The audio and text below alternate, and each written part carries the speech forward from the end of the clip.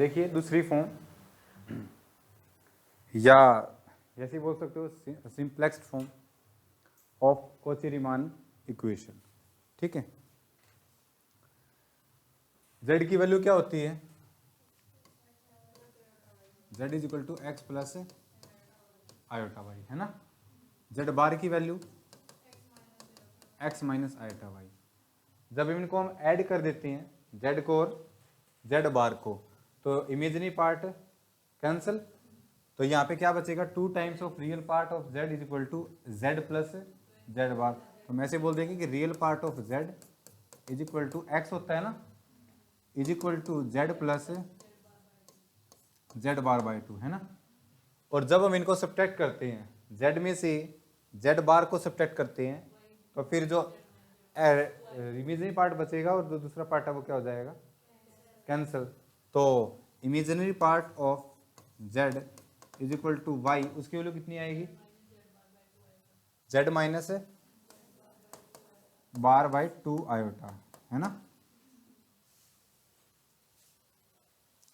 कोई भी फंक्शन मान लिया मैंने, वो डिफरेंशिएबल है, फंक्शन कॉम्प्लेक्स हो तो किस टाइप का होगा? u ऑफ प्लस आयोटा,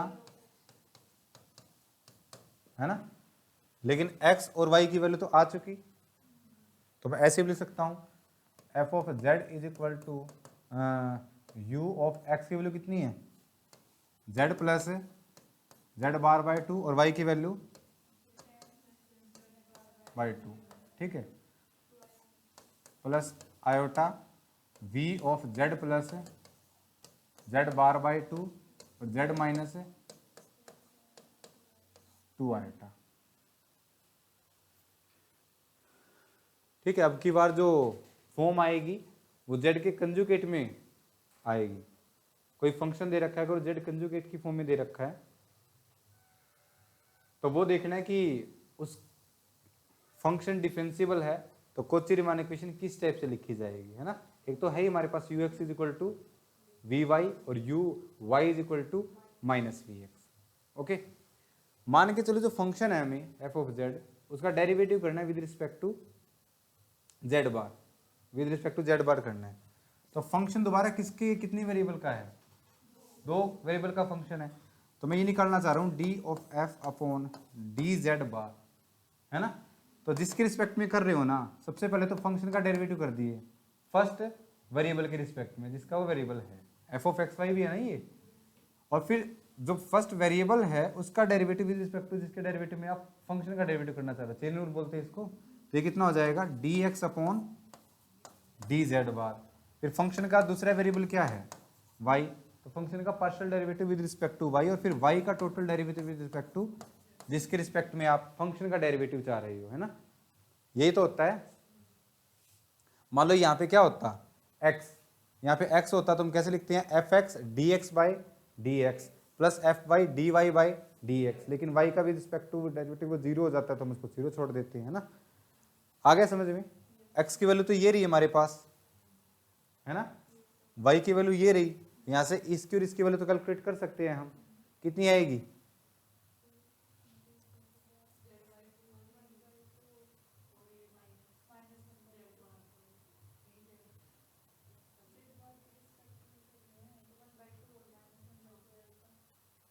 लिख दे वहां पे, z बार के रिस्पेक्ट में कर रहे हैं ना, तो एफ एक्स कितनी आ जाएगी इसकी वैल्यू प्लस एफ वाई इसकी value minus 1 by 2 iota, iota से मल्टीप्लाई आयटा से डिवाइड कर दो इसको, आयटा बाई 2, तो मैं I can write it is f 1 by 2 f x plus 1 by 2 iota into f y. ठीक है, ऊपर हमने कैलकुलेट किया था अभी जब कोची-रीमान इक्वेशन सेटिस्फाई की थी ना, ये क्या है? फंक्शन का derivative with respect to function derivative with respect to y, तो किया था अभी, taking limit along x axis, taking limit along y axis. तो यहाँ से करूंगा तो इट्स 1 बाई 2, क्या वैल्यू आई थी इसकी? U x plus iota v x, है ना, प्लस 1 बाई 2, ये आयटा लिख दो इसको, आयटा बाई 2 लिख दो, एफ वाई की वैल्यू कितनी आई थी? वी वाई पक्का? रियल प्लस इमेजनरी की फॉर्म में बोलिए। V y minus iota u y, यही आई थी। अब इसका रियल पार्ट है वो तो अलग कर लीजिए और इसका इमेजिनरी पार्ट है वो अलग कर लीजिए। तो देखिए क्या आएगा यहाँ पे 1/2 u x plus v y,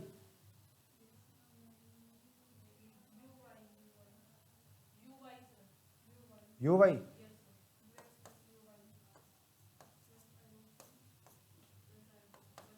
plus iota 1/2 भी कॉमन ले लिया मैंने, वी एक्स वी वाई है। गड़बड़ तो नहीं कर दी कहीं? अब कोची रीमान इक्वेशन पता ना क्या होती है? U x is equal to we Y और you Y is equal to minus we x, है ना। यहां पे पुट करे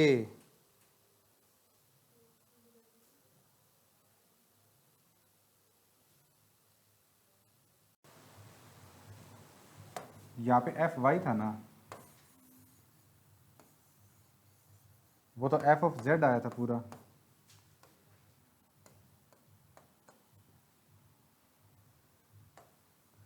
फंक्शन का with respect to y derivative है ना, तो यू का और वी का विद रिस्पेक्ट टू वाई होएगा प्लस 1/2 या आयटा कॉमन ले लीजिए, iota u y plus iota v y. F dash z आया था ना वो तो वहां पे पूरा, तो वो नहीं यूज किया हमने, फंक्शन का डेरिवेटिव किया विद रिस्पेक्ट टू वाई, तो दोनों कंपोनेंट का क्या हो जाएगा with respect to y component. ठीक है, यहाँ पे किया मैंने 1/2। अब करते हैं रियल और इमेजिनरी पार्ट को अलग, u x minus v y plus iota यहाँ पे v x plus iota common ले लिया, वी एक्स और यू वाई अलग। यू एक्स किसके इक्वल होता है? वी वाई के। और यू वाई किसके इक्वल होता है? Minus we x. तो देखो 1/2 यू एक्स, इसकी वैल्यू यू एक्स लिख दूं प्लस आयटा वी एक्स और इसकी वैल्यू माइनस वी एक्स लिख दूं, ये कितना हो जाएगा? ये कितना हो जाएगा? क्या लेके चले थे?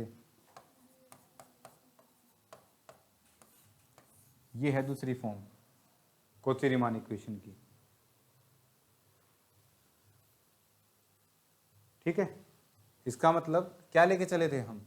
ये तो लेके चले थे u x is equal to we y, ये फंक्शन को डिफरेंशिएबल लेके चले थे। डिफरेंशिएबल है तो क्या आ गया? फंक्शन का derivative with respect to Z bar क्या आना चाहिए? 0, जिस पॉइंट पे आप चेक कर रहे हो, है ना। तो इसका मतलब आप ये लिख सकते हो Cauchy Riemann equation, Cauchy Riemann equation are equivalent to D F upon D Z bar is equal to 0।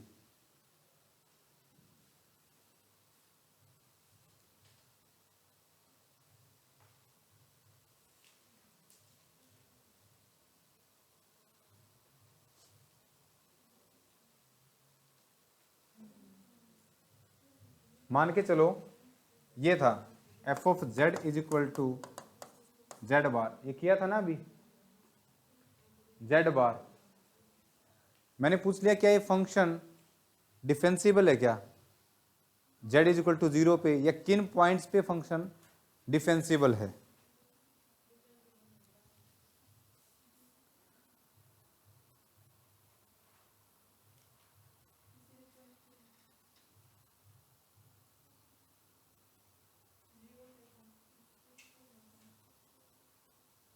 किसी पॉइंट पे नहीं है, क्योंकि अगर हम इसका डेरिवेटिव करें D F upon D Z bar करें, कितना आएगा, आना कितना चाहिए था, तो 1 तो कभी 0 नहीं होता। इसका मतलब एफ ऑफ जेड बार या जेड बार जो फंक्शन है वो नो वेयर डिफरेंशिएबल है। जेड बार इज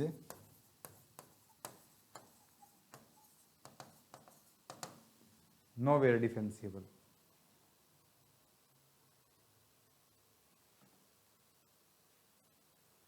नेक्स्ट ये ले लिया मैंने, f of Z is equal to mod Z,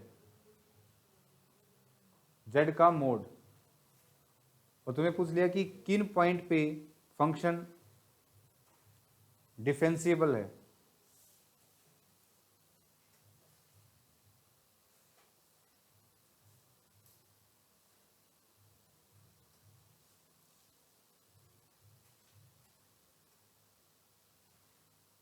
mod Z,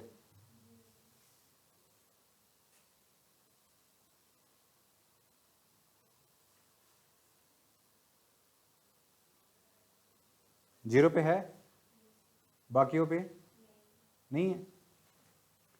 कैसे किया, नहीं, जेड जेड कंजुगेट तो जेड मोड जेड का स्क्वायर होता है। I can write it as, हाँ ऐसे तो जरूर लिख सकते हैं, f of Z is equal to mod z का स्क्वायर और फिर अंडर रूट, और फिर हम इसको ऐसे लिख सकते हैं अंडर रूट, फिर इसको ऐसे लिख सकते हैं जेड इंटू जेड बार, लेकिन इसको जेड इंटू जेड बार थोड़े लिख सकते हैं, है ना, ऐसे तो लिख सकते हैं। और अगर यहां से करूं मैं D F upon D Z bar, तो ये जेड जेड बार की पावर 1/2 ही तो है, तो इसका डेरिवेटिव करिए with respect to Z bar, कितना आएगा,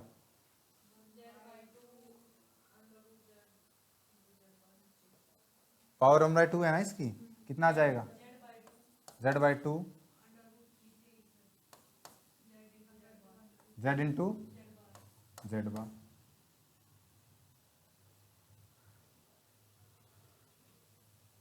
और ये वैल्यू 0 तभी होगी जब z खुद क्या होगा, 0, और z अब नॉन जीरो है तो ये वैल्यू क्या होगी, नॉन जीरो। यह आना चाहिए था ना, D F upon D Z bar क्या हो जाएगा, 0।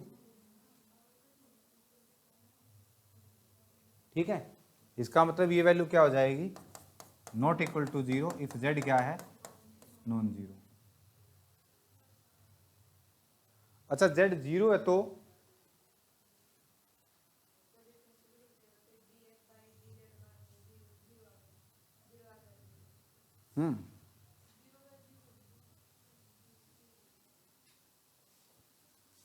अगर ये 0 पे 0 आ जाता है तो डिफेंसिबल हो जाएगा क्या, नेसेसरी कंडीशन नहीं है। अगर 0 पे 0 आ जाता है तो हम ये नहीं बोलेंगे फंक्शन डिफेंसिबल है, कर दी ना गड़बड़। तो फिर हम क्या करेंगे, चेक, फिर हम चेक करेंगे अगर फंक्शन जिन वैल्यू पे z नॉन जीरो है उन पे तो ये 0 आएगा नहीं, इसका मतलब 0 को छोड़ के बाकी पॉइंट्स पे क्या है, ये नॉट डिफेंसिबल। 0 पे है नहीं वो हम डेफिनेशन से चेक करेंगे, है ना। और किया तो है आज, किया तो है, लिमिट h अप्रोचेस टू 0 या z approaches to 0 f of z minus f of 0 को कितना आ जाएगा, z बार अपॉन z, लेकिन इसकी वैल्यू तो एग्जिस्ट नहीं करती है ना। रियल पार्ट पे अलग, पॉजिटिव रियल पार्ट पे अलग, नेगेटिव रियल पार्ट पे अलग, पॉजिटिव इमेजिनरी पार्ट पे अलग, नेगेटिव इमेजिनरी पार्ट पे अलग। इसका मतलब लिमिट क्या आ जाएगी, does not exist, and this implies that function is not differentiable eight 0 also. और जो फंक्शन कॉम्प्लेक्स प्लेन में किसी भी पॉइंट पे डिफरेंशिएबल नहीं होता उसको हम क्या बोलते हैं, नो वे डिफरेंशिएबल। इसका मतलब ये मोड जेड ले रहे हो, ये भी नो वेयर डिफरेंशिएबल फंक्शन है। 0 पे तो कुछ नहीं बता सकते ना, 0 पे सेटिस्फाई हो जाती है, हो ना हो फिर तो है हमारे पास, लेकिन 0 पे करे तो 0 आ रही है इसकी वैल्यू, है ना। ऊपर z है, नीचे 2z z बार है ना। या फिर हमें नहीं पता वैल्यू कितनी आ रही है इसकी, 0/0 फॉर्म आ रही है, तो 0 पे हम इंडिविजुअली चेक कर सकते हैं ना, चेक करा हमने, F of Z minus F of zero upon Z minus zero, F of zero की वैल्यू जीरो है, जीरो का मोड जीरो होता है, ये आ जाएगा। और आज किया हमने इसकी वैल्यू नेगेटिव रियल पार्ट पे अलग, पॉजिटिव रियल पार्ट पे -1, ठीक है, फिर पॉजिटिव इमेजनरी पार्ट पे अलग, नेगेटिव इमेजनरी पार्ट पे अलग।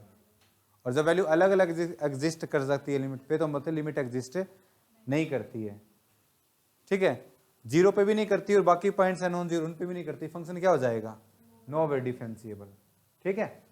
अच्छा अगर मैं ये कर देता इसमें f of Z is equal to mod z का स्क्वायर, अब मैं डायरेक्टली तुम्हें ये दे देता मोड जेड का स्क्वायर, ऐसे भी कर रहे थे तुम, पावर 1/2 नहीं करनी पड़ेगी अब आपको इसमें,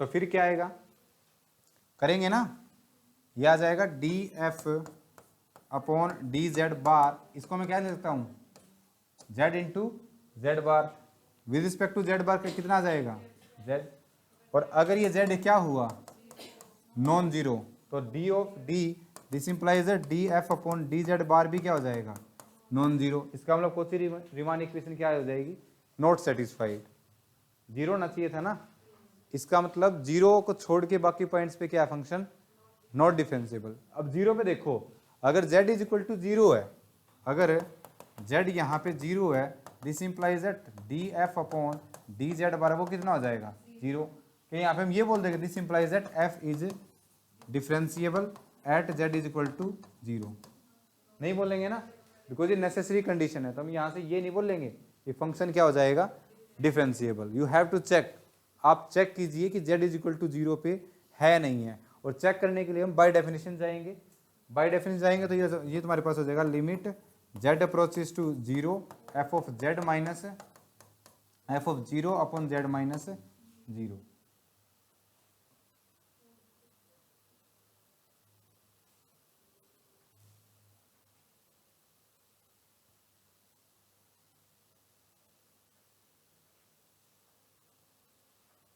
कीजिए इसको, कितना आ जाएगा यहां से, ये limit z approaches to zero कितना हो जाएगा, mod Z square upon Z zero, Z bar Z into Z bar, लेकिन जेड अप्रोच जीरो करेगा, जेड बार भी किसको अप्रोच करेगा, जीरो को, आंसर जीरो आएगा ये, तो जीरो पे तो फंक्शन डिफरेंशिएबल है, लेकिन बाकी पॉइंट्स पे क्या है, नॉट डिफरेंशिएबल,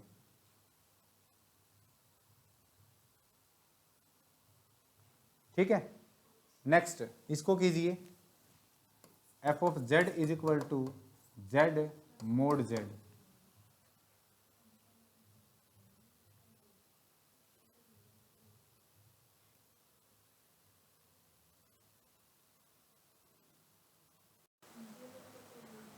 इसको लिखा था ना अभी, एफ ऑफ जेड, इसको क्या लिखा था अभी, और यहां से करेंगे D of F upon D Z bar, तो कितना आ जाएगा, Z square upon two Z Z bar, ऐसा कुछ आया था, ऐसे कुछ था क्या, और जब जेड क्या है नॉट इक्वल, ये क्वांटिटी भी क्या हो जाएगी, तो मतलब जीरो को छोड़ के बाकी पॉइंट्स पे क्या है फंक्शन, नॉट डिफरेंशिएबल, और जीरो पे चेक करना हो तो limit Z approaches to zero Z mod Z upon Z, Z से Z cancel, limit Z approaches to zero mod Z कितना आ जाएगा, zero, the given function is differentiable only on at Z is equal to zero, बाकी points पे ये not differentiable है,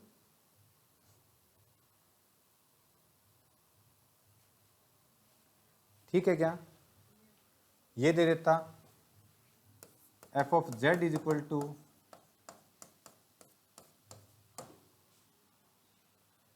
ये किन पॉइंट्स पे फंक्शन डिफरेंशिएबल है, square of its real part,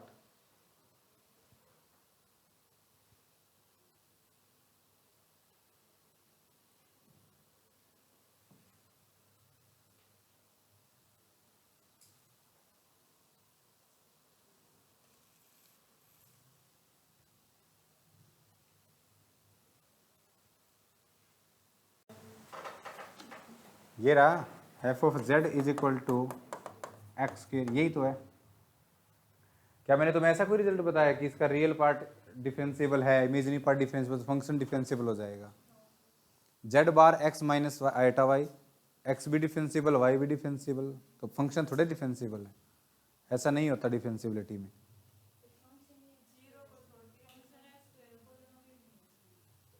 पोलोमियल,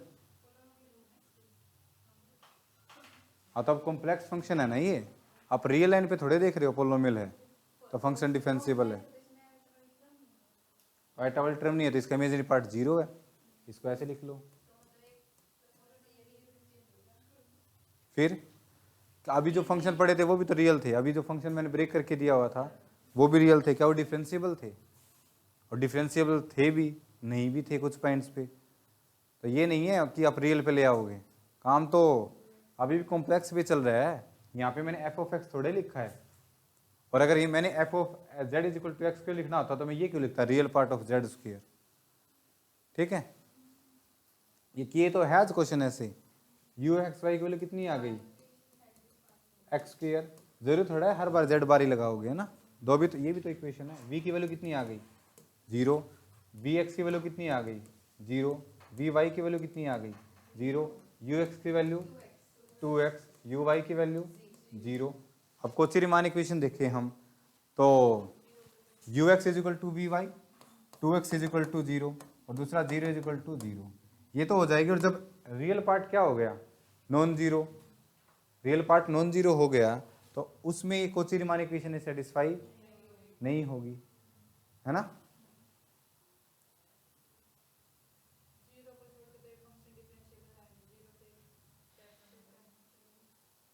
और जिसमें रियल पार्ट 0 है, प्योरली इमेजिनरी पार्ट उस पे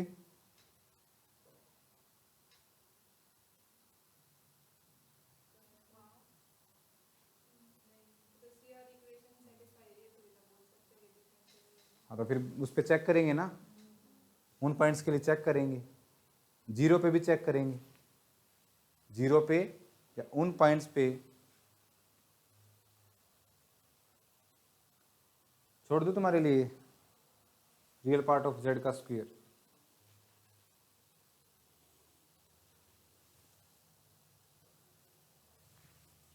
इसको भी चेक करना घर पे जाके, f of Z is equal to z into real part of z, f of Z is equal to z into imaginary part of Z.